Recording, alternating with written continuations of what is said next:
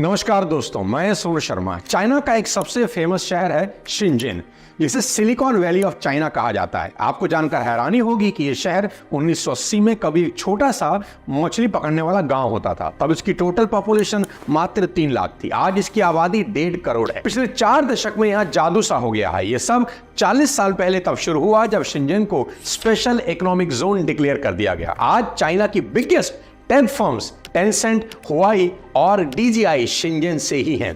अब दूसरी ही ऐसी शानदार कहानी सुनाता हूं। आपकी स्क्रीन पर है दुबई की शेख जायद रोड। 1990 में ये कुछ ऐसी दिखती थी और आज ऐसी नजर आती है।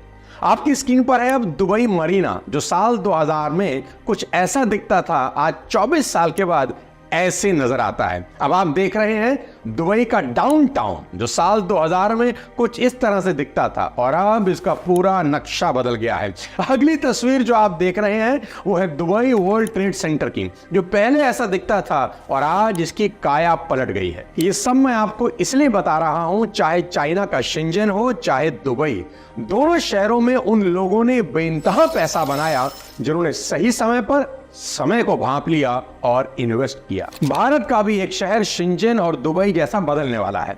6 नवंबर 2022, आज से 15 महीने पहले ही मैंने एक पूरी केस स्टडी इस शहर के ऊपर बनाई, जिससे अब तक 19 लाख लोग देख चुके हैं। अगर आपने अभी तक इसे नहीं देखा तो एक बार जरूर देखें, लिंक नीचे डिस्क्रिप्शन में दे रहा हूं। जी हां, मैं बात कर रहा हूं 95,000 करोड़ के ग्रीन फील्ड प्रोजेक्ट धोलेरा की। धोलेरा को पहली बार 2007 में गुजरात वाइब्रेंट समिट में पेश किया गया। 2011 में इसे ऑफिशियली लॉन्च किया गया और 2016 में इस पर काम शुरू हो गया। फोर्ब्स मैगजीन ने धोलेरा को दुनिया का सबसे बड़ा प्रोजेक्ट डिक्लेयर किया है। ये कितना बड़ा है इसका अंदाजा आप सिर्फ इस बात से लगा सकते हैं कि ये पूरा प्रोजेक्ट सिंगापुर से 1.5 गुना बड़ा है। सिंगापुर का एरिया जहां 721 स्क्वायर किलोमीटर है, वहीं धोलेरा 920 स्क्वायर किलोमीटर में बन रहा है। धोलेरा को एक मेगा मैन्युफैक्चरिंग हब के रूप में डेवलप किया जा रहा है। जैसे शंघाई को चाइना का मैन्युफैक्चरिंग हब माना जाता है, वैसे ही आने वाले टाइम में धोलेरा का रूप होने वाला है। पर ये शंघाई से भी 6 गुना बड़ा होगा, इसलिए धोलेरा को बनाने का काम हेल्क्रो, विप्रो, IBM और सिस्को जैसी कंपनी को दिया गया है। दोस्तों, मैं काफी टाइम से खुद एक रियल एस्टेट इन्वेस्टर रहा हूं और मेरी समझ के हिसाब से किसी भी सिटी की तरक्की के 3 प्रमुख कारण होते हैं। सबसे पहले वहां एम्प्लॉयमेंट जनरेशन होना चाहिए। अगर वहां रोजगार के साधन ना हो तो कोई कुछ मर्जी कर ले, तरक्की हो ही नहीं सकती। दूसरा, उस जगह की कनेक्टिविटी बहुत शानदार होनी चाहिए कि आप वहां किसी भी साधन से आराम से पहुंच सकें। और तीसरा, सबसे इंपॉर्टेंट, सरकार की उस सिटी को लेकर क्या फ्यूचर प्लानिंग है। तो आज के इस वीडियो में समझते हैं धोलेरा में इन तीनों चीजों को एक एक करके। सबसे पहले रोजगार यानी इंडस्ट्री सेटअप। पूरे देश को धोलेरा में पॉसिबिलिटीज क्यों दिखती हैं? इसकी सबसे बड़ी वजह है देश के सबसे भरोसेमंद ब्रांड टाटा का यहां पर पैर जमा देना, और वो भी दुनिया के सबसे बड़े सेमीकंडक्टर प्रोजेक्ट को यहां लगाकर। पीएम मोदी खुद इसके बारे में बता रहे हैं। उद्योग धंधे फल फूल रहे हैं।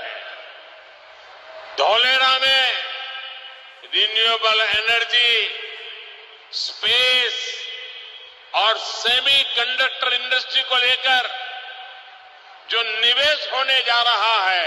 टाटा ग्रुप और ताइवान की कंपनी PSMC यानी power chip semiconductor manufacturing corporation ने 91,000 करोड़ के इन्वेस्टमेंट से धोलेरा में सेमीकंडक्टर फैब बनाने का डिसीजन लिया है। इस सेमीकंडक्टर फैब में 50,000 वेफर स्टार्ट्स हर महीने बनाए जाएंगे। एक वेफर्स में 5,000 चिप होती है। ये एक प्रोजेक्ट सिर्फ धोलेरा का ही नहीं, पूरे भारत का नक्शा बदलने वाला है, क्योंकि अभी तक सेमीकंडक्टर के लिए हम US, चाइना और ताइवान पर डिपेंडेंट हैं। और आप जानते ही होंगे, सेमीकंडक्टर चिप को हर इलेक्ट्रॉनिक प्रोडक्ट का दिल माना जाता है। स्मार्टफोन से लेकर car, data centre, computer, laptop, tablet, smart devices, vehicles, house hold appliances, life saving, pharmaceutical devices, agritech, ATM और कई तरह के प्रोडक्ट्स में इसका धड़ाधड़ इस्तेमाल होता है। अपनी वंदे भारत को देख लीजिए, 3,000 सेमीकंडक्टर चिप लगती हैं इसमें, और एयरप्लेन में कोई 8,000 से 10,000 चिप लगती हैं। धोलेरा में लगे 91,000 करोड़ के इस प्लांट से साल साल की 300 करोड़ चिप बनेगी। सोच के देखिए, इसका सीधा सा मतलब यही है कि आने वाले टाइम में धोलेरा सभी इंडस्ट्रीज का पावर सेंटर बनने वाला है। और यहीं पर 1320 एकड़ में टाटा का खुद का 300 मेगावाट का सोलर प्लांट प्रोजेक्ट ऑलरेडी लग चुका है। उसके साथ साथ और रिन्यू पावर जो एक टाटा का ब्रांड है, उसने भी अपना मैन्युफैक्चरिंग सेटअप धोलेरा में ऑलरेडी बना दिया है। सिर्फ इतना ही नहीं, भारत का सबसे बड़ा solar plant project 5000 megawatt capacity का 11,000 हेक्टेयर लैंड के ऊपर 25,000 करोड़ की इन्वेस्टमेंट से धोलेरा में ही बनाया जा रहा है, जो यहां सबको इलेक्ट्रिसिटी सप्लाई करेगा। यह भारत का अब तक का सबसे बड़ा सोलर प्लांट प्रोजेक्ट होगा। जब इस लेवल पर कोई इंडस्ट्री लगती है तो लोगों का फुटफॉल उस शहर में बढ़ता है, और जब लोग एम्प्लॉयमेंट के लिए वहां आते हैं तो वहीं रहने के रास्ते भी ढूंढते हैं। इससे वहां रेजिडेंशियल लैंड के प्राइजेस बढ़ना शुरू होते हैं, और ठीक ऐसा ही हुआ। धोलेरा में 15 महीने पहले के और अब के लैंड रेट्स में ऑलरेडी 3 गुना का एप्रिसिएशन हो चुका है। इंडस्ट्री सेटअप को लेकर अब सबसे इंपॉर्टेंट बात आपको बताता हूं। यहां industry setup plug and play concept के आधार पर होगा।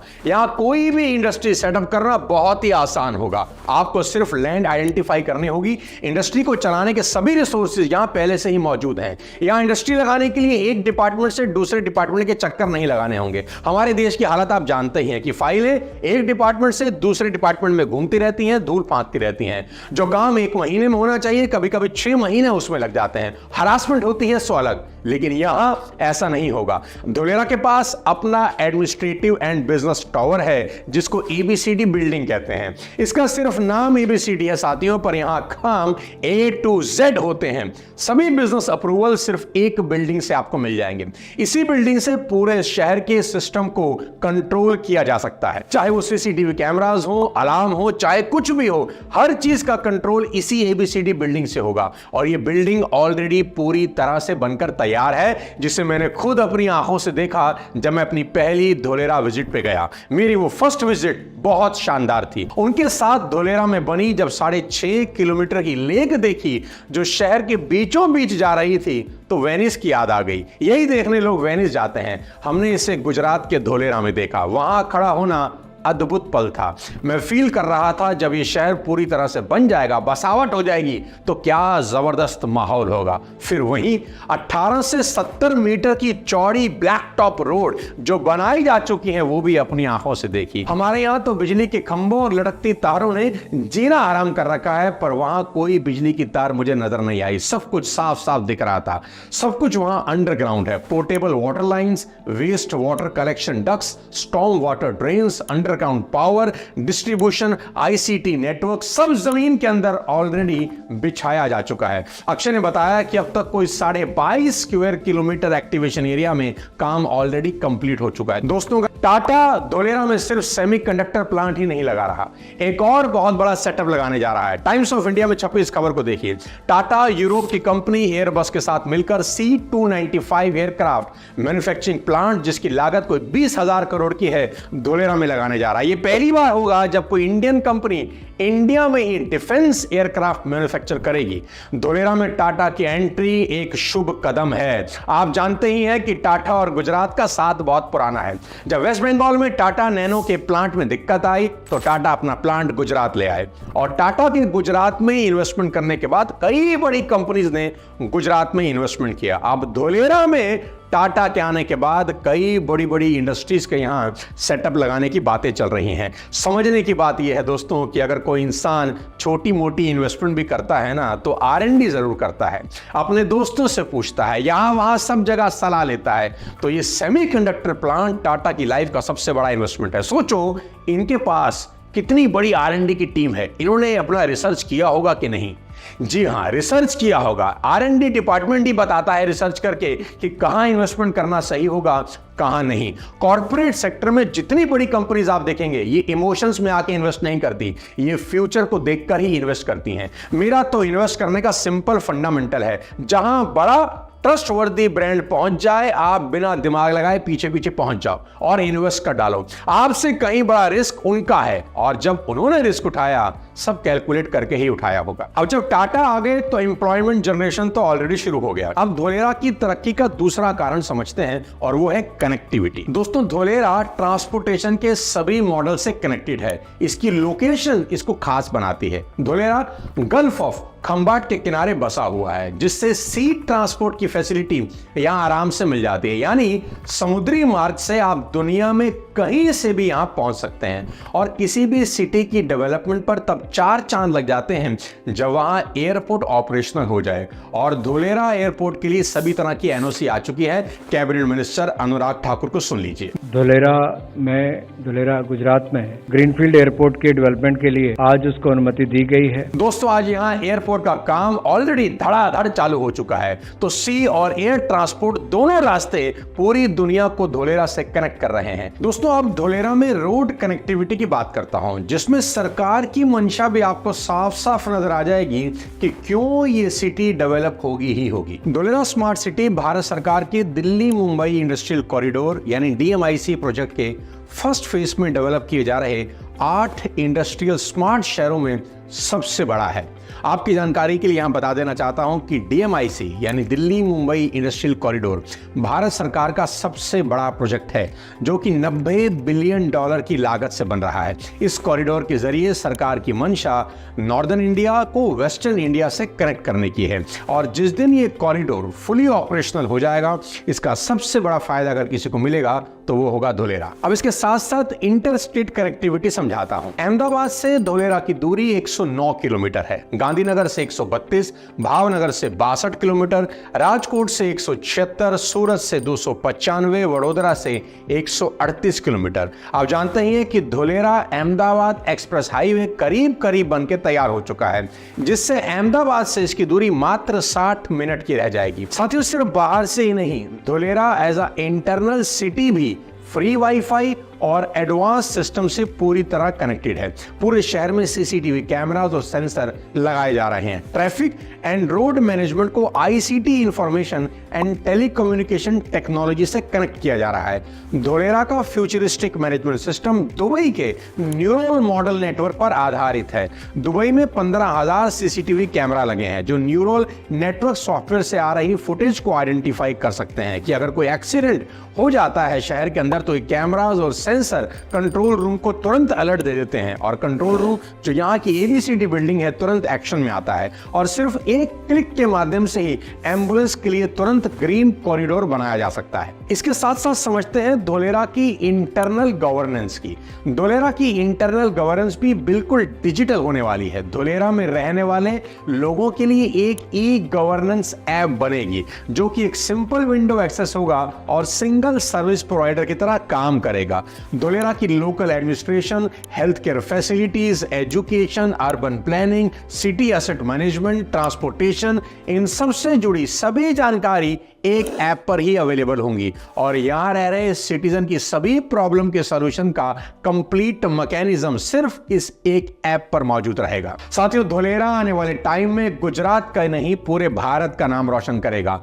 वहां आज की गई इन्वेस्टमेंट फ्यूचर में बहुत बड़ा रिटर्न देगी, ऐसा मेरा विश्वास है। इन्वेस्टमेंट करने से पहले लैंड पेपर की अच्छे से जांच पड़ताल करें, अपनी पूरी तसल्ली अच्छे से करें जैसे मैंने करी थी, और जब बात समझ में आ जाए तो इन्वेस्ट जरूर करें। आखिरी में जाते जाते बता देता हूं कि इतने सालों में क्या क्या डेवलपमेंट हुआ धोलेरा में। साथियों, वैसे इस तरह के किसी भी ग्रीन फील्ड सिटी को बनने में कोई 25 से 30 साल आराम से लगते हैं। 3 फेजेस में इसको डेवलप किया जा रहा है। 2016 में पहला फेज शुरू हुआ, जिसको 2020 में खत्म होना था, पर कोविड के चलते काम थोड़ा धीरे हो गया। अब कोविड के बाद इसने फिर से रफ्तार पकड़ ली है। आप जानते ही हैं कि portable water lines, waste water collection ducts, storm water drains, underground power distribution, ICT network, चौड़ी ब्लैक टॉप रोड ऑलरेडी बनाई जा चुकी हैं। जैसा कि मैंने पहले भी वीडियो में बताया कि अब तक कुछ 22.5 स्क्वायर किलोमीटर एक्टिवेशन एरिया में काम सक्सेसफुली हो चुका है। 6.5 किलोमीटर किलोमीटर की शानदार वेनिस टाइप रिवर बनके तैयार है। 212 किलोमीटर की नहर का लैंडस्केप बन चुका है। 5000 मेगावाट कैपेसिटी के सोलर पार्क पर काम चल रहा है। अहमदाबाद धोलेरा एक्सप्रेसवे का काम जोरों पर चल रहा है और कार्गो के लिए भीमनाथ रेल ट्रैक बनाने की बातचीत चल रही है। फिलहाल जो नियरेस्ट रेलवे स्टेशन है वो भावनगर है, जो यहां से 60 किलोमीटर दूर है। धोलेरा को डेवलप करने के लिए गुजरात सरकार ने DSIR यानी department of scientific and industrial research को लैंड दिया है। वहीं सेंट्रल गवर्नमेंट ने national industrial corridor development corporation के जरिए प्रोजेक्ट को कोई 3000 करोड़ का फंड दिया है। उतनी दूर नहीं साथियों जब धोलेरा दुनिया का सबसे बड़ा मैन्युफैक्चरिंग जोन बन जाएगा और दुनिया की बड़ी बड़ी कंपनियां यहां पर आके अपना मैन्युफैक्चरिंग सेटअप करेगी। अपना धोलेरा कुछ सालों के बाद शेंजन और दुबई को मात देगा, ऐसा मेरा पूरा विश्वास है।